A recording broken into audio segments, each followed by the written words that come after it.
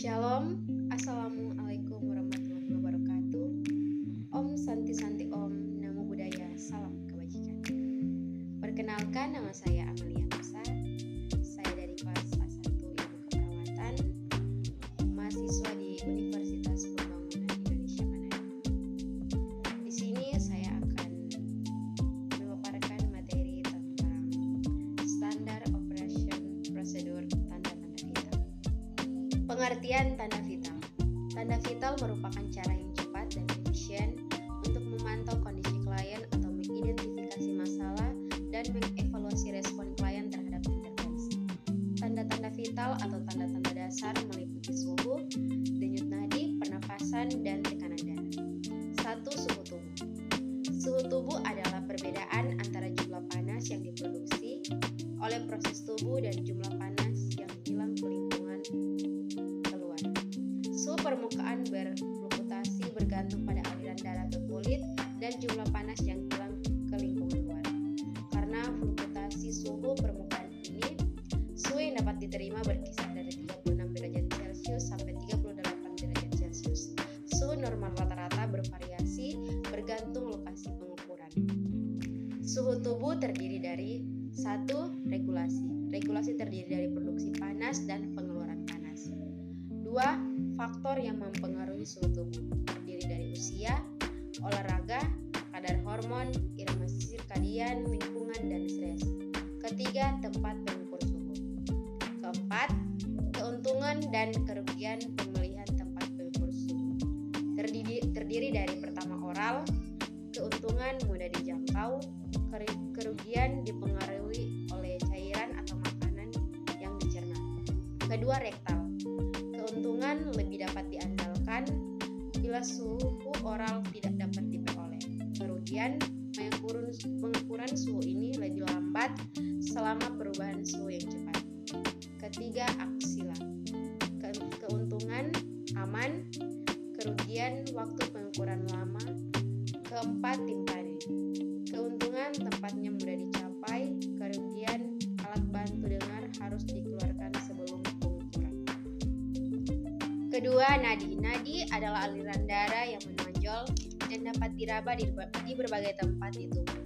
Nadi merupakan indikator status sirkulasi. Penyebab nadi yang menjadi lambat, cepat atau tidak reguler secara normal dapat mengubah curah jantung. Faktor yang mempengaruhi nadi diantaranya latihan fisik, suhu emosi, obat-obatan, pendarahan, perubahan postur tubuh, dan gangguan paru. Ketiga, pernapasan. Pernapasan adalah mekanisme tubuh menggunakan pertukaran udara antara atmosfer dengan darah serta darah dengan sel.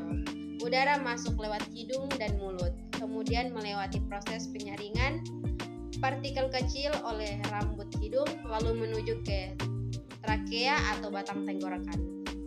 Udara dari trakea masuk ke paru-paru melewati saluran pernapasan yang disebut dengan bronkus dan bronchiolus, kemudian berujung di alveolus. 4. Tekanan darah. Tekanan darah merupakan kekuatan lateral pada dinding arteri oleh darah yang didorong dengan tekanan dari jantung. Aliran darah mengalir pada sistem sirkulasi karena perubahan tekanan. Kita masuk dalam konsep teori. Tekanan darah atau TD, nadi, suhu atau temperatur, dan respiration rate atau RR adalah pengkajian dasar pasien yang diambil dan didokumentasikan dari waktu ke waktu yang menunjukkan perjalanan kondisi pasien. TD, nadi, suhu, dan RR disebut dengan tanda vital atau vital sign atau cardinal symptoms karena pemeriksaan ini merupakan indikator yang diperlukan untuk mempertahankan kehidupan. Tanda-tanda vital harus diukur dan dicatat secara akurat sebagai dokumentasi keperawatan. Hasil pemeriksaan tanda-tanda vital pada pasien dapat membantu perawat dalam membuat diagnosa dan perubahan respon pasien. Jenis pemeriksaan tanda-tanda vital diantaranya 1. Tekanan darah atau TD. Normalnya 100 sampai 120 atau 60 sampai 80 mmHg. Tekanan darah memiliki dua komponen, yaitu sistolik dan diastolik. Pada waktu vertikal berkonsentrasi, darah akan dipompakan ke seluruh tubuh. Keadaan ini disebut sistolik, dan tekanan aliran darah pada saat itu disebut tekanan darah sistolik. Pada saat vertikal sedang rileks, darah dari atrium masuk ke vertikal. Tekanan aliran darah pada waktu vertikal sedang rileks disebut tekanan darah diastolik. Kategori tekanan darah pada dewasa. 2 nadi, frekuensi denyut nadi dihitung dalam 1 menit, normalnya 60-100 kali per menit. Takikardi jika lebih dari 100 kali per menit dan bradikardi jika kurang dari 60 kali per menit. Lokasi pemeriksaan denyut nadi diantaranya arteri radialis, arteri pulmonaris, arteri brachialis, arteri carotis, arteri temporalis, superficial, arteri maxillaris externa, arteri femoralis, arteri dorsalis, pedis, arteri tibialis posterior. 3. Suhu. Lokasi pemeriksaan suhu tubuh. Mulut atau oral tidak boleh dilakukan pada anak atau bayi. Anus atau rektal tidak boleh dilakukan pada klien dengan diare, ketiak atau aksilia, telinga atau timpani atau aural atau otik, dan dahi atau arteri temporalis. Hipotermia 41,1 derajat Celcius. Keempat, nadi, respirasi dan tekanan darah berdasarkan usia. Usia dewasa lebih dari 18 tahun, nadi 60-100 kali per menit, respirasi 12-20 kali per menit, tekanan darah sistolik 100-140 mmHg. Usia remaja 12-18 tahun, nadi 60-100 kali per menit, respirasi 12-16 kali per menit, tekanan darah sistolik 90-110 mmHg.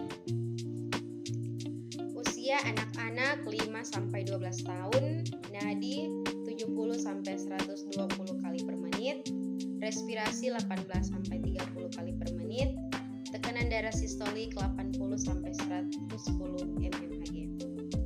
Usia prasekolah 4-5 tahun, nadi 80-140 kali per menit, respirasi 22-34 kali per menit, tekanan darah sistolik 80-100 mmHg.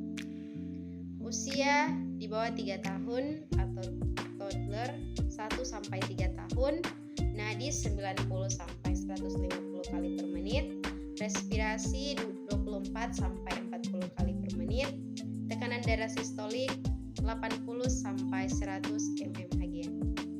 Usia bayi 1 bulan sampai 1 tahun, nadi 100-160 kali per menit, respirasi 30-60 kali per menit, tekanan darah sistolik 70-95 mmHg.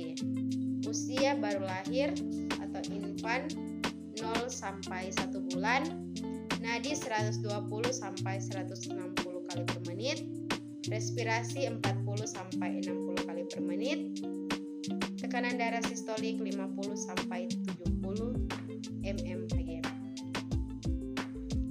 5. Suhu tubuh normal berdasarkan usia. Usia baru lahir, suhu 36,8 derajat Celcius, usia 1 tahun 36,8 derajat Celcius, usia 5-8 tahun 37,0 derajat Celcius, usia 10 tahun 37,0 derajat Celcius, usia remaja 37,0 derajat Celcius, usia dewasa 37,0 derajat Celcius, usia lansia lebih dari 70 tahun 36,0 derajat Celcius. Baiklah, sekian pemaparan materi dari saya. Jika ada salah dalam pengucapan, saya memohon maaf. Dan di sini saya mengharapkan kritik dan saran bagi teman-teman yang menonton video ini. Sebelum saya mengakhiri video ini, saya mengajak teman-teman semua yang ingin melanjutkan ke jenjang universitas, ayo gabung bersama kami di Universitas Pembangunan Indonesia Manado, khususnya di Fakultas Ilmu Keperawatan. Selamat datang di Universitas Pembangunan Indonesia Manado yang terletak dekat dengan kawasan bisnis Bahu Mall Manado. Tempatnya di Kelurahan Bahu, lingkungan 3 Manado, sangat strategis di pusat kota Manado. Dibangun di atas lahan seluas 2,5 hektar, Universitas Pembangunan Indonesia Manado berdiri megah dengan ruangan 7 lantai, terdiri dari ruangan kelas, ruangan kantor, perpustakaan, laboratorium komputer, laboratorium keperawatan, pengadilan semu, dan laboratorium bahasa, kantin, serta rooftop di lantai atas. Universitas Pembangunan Indonesia Manado memiliki 6 fakultas dengan program studi, yaitu Fakultas Pertanian, Prodi Agribisnis, Fakultas Hukum, Prodi Hukum, Fakultas Teknik, Prodi Teknik Elektro dan Teknik Sipil, Fakultas Ilmu Sosial Ilmu Politik, Prodi Ilmu Politik, Fakultas Sastra, Prodi Sastra Inggris, Fakultas Keperawatan, Prodi Ilmu Keperawatan, dan Profesi Nurse. Didukung oleh sumber daya manusia yang berkompeten dan tersertifikasi, Universitas Pembangunan Indonesia Manado memiliki dosen dan tenaga kependidikan dengan latar belakang S2 dan S3 lulusan dalam dan luar negeri. Proses belajar mengajar dilaksanakan dengan teknologi informasi merujuk perkembangan dunia modern saat ini, dilakukan dengan sistem e-learning dan sistem ujian online atau ULAIN.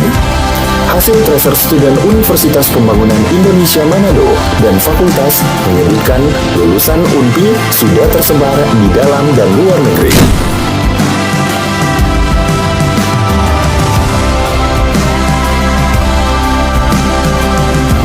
Selamat bergabung putra-putri terbaik bangsa. Kembangkan dirimu, raih cita-citamu setinggi bintang di langit. Kami siap menghasilkan generasi terbaik dan pemimpin di masa depan.